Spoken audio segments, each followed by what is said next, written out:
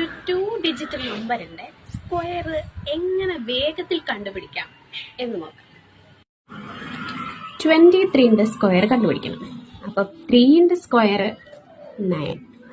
Okay, ഈ ഡിജിറ്റുകൾ തമ്മിൽ multiply ചെയ്യാം.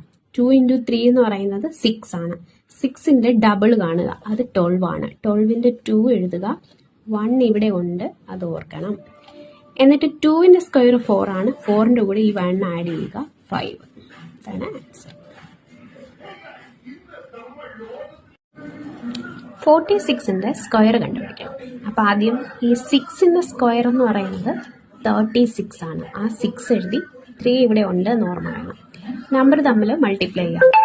4 × 6 എന്ന് പറയുന്നത് 24. 24ന്റെ ഡബിൾ എന്ന് പറയുന്നത് 48. 48 + 3 എന്ന് പറയുന്നത് 51. 51ന്റെ 1 എഴുതുക, 5 ഇവിടെ ഉണ്ടെന്ന് ഓർമ്മ വേണം.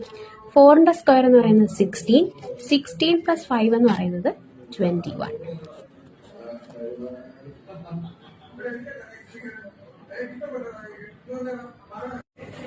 52ന്റെ സ്ക്വയർ ഈ മെത്തേഡ് ഉപയോഗിച്ചൊന്ന് ചെയ്ത് നോക്കാം.